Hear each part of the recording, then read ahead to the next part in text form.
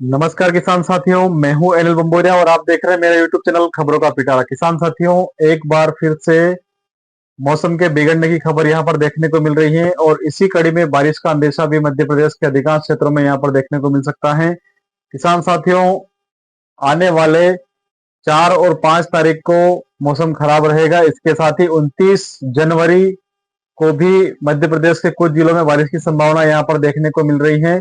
तो वो कौन से जिले हैं और कहां पर कोहरा छाएगा, कहां पर बादल होंगे और कहां पर ओलावृष्टि की संभावनाएं भी क्या देखने को मिल रही हैं, ये असमंजस की स्थिति यहाँ पर देखने को बन सकती है। इसी कड़ी में इस वीडियो के माध्यम से आपको तमाम जानकारी उपलब्ध कराऊंगा। किसान साथियों, आपसे एक ही विनम्र अनुरोध है कि आपको घर बैठे इस प्रकार की महत्वपूर्ण जानकारियां मिलती हैं ताकि आप लोग सतर्क हो सके।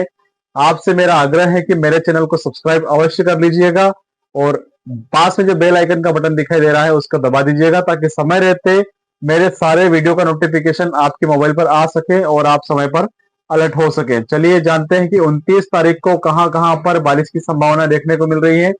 इसके साथ ही फरवरी के महीने में कौन कौन से क्षेत्रों में मौसम खराब रहेगा, ये भी इस वीडियो के माध्यम से जानते हैं। तो चलिए स्टार्ट करते हैं ये जानकारी।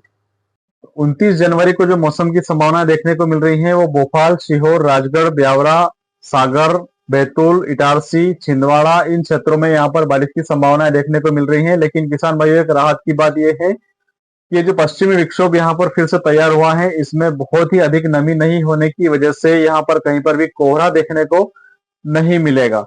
कोहरे की मार इस बार फसलों को प्रभावित नहीं कर पाएगी, ये राहत की खबर यहाँ पर देखने को मिल रही है। लेकिन 29 तारीख को इन क्षेत्रों में बारिश की प्रबल संभावना यहाँ पर देखने को मिल रही है। इसके साथ ही आपको एक जानकारी और बता देना चाहूंगा कि 2 फरवरी से फिर से मौसम खराब होगा, जो कि 5 तारीख तक लगातार खराब रहेगा। आसमान में काले बादल छाए रहेंगे और वहां पर भी हल्की बूंदाबांदी की संभावनाएं देखने को मिल सकती हैं। खासकर अगर हम बात करते हैं तो मंदसौर, नीमच, धार, झाबुआ, अलीराजपुर, देपालपुर, सिवनी, बालाघाट, मंडला, सीहोर, ग्वालियर, विदिशा, भिंड, मुरैना, दतिया, बुरहानपुर, अलीराजपुर, खंडवा और खाचरोद, नागदा, बड़नगर, ताल, महेतपुर, आलोट ऐसे क्षेत्र हैं जहां पर बादल छाए रहेंगे। और इसमें जो राजस्थान से सटा हुआ एरिया है, जो कि प्रारंभ से ही प्रभावित होता आया है और इसी कड़ी में वहां पर मौसम बहुत अत्यधिक मात्रा में खराब रहने की संभावना है। उस कड़ी में अगर हम बात करते हैं तो खास करके मंदसौर और नीमच जैसे क्षेत्र हैं जहां पर अगली 3 से 4 तारीख को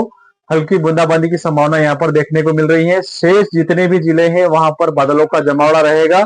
लेकिन इस बार एक बार फिर से मैं अलर्ट कर देना चाहूंगा कि जैसा कि पूर्व में लगभग 15 दिन पहले भी जो पश्चिमी विक्षोभ यहाँ पर तैयार हुआ था, उसमें पूरे मध्य प्रदेश से बारिश की संभावनाएं नहीं थी, लेकिन केवल जो नीमच से सटा हुआ जो एरिया था, केवल वहीं पर बारिश की संभावना थी। और फिर भी मैंने आपको आशंकित रूप से अलर्ट किया था कि पश्चिमी विक्षोभ है, इसका असर किसी प्रकार से बदल सकता है। तो निश्चित रूप से उस समय 34 जिलों में बारिश का प्रभाव देखने को मिला था और इसके साथ ही जगह जगह पर ओलावृष्टि भी हुई थी।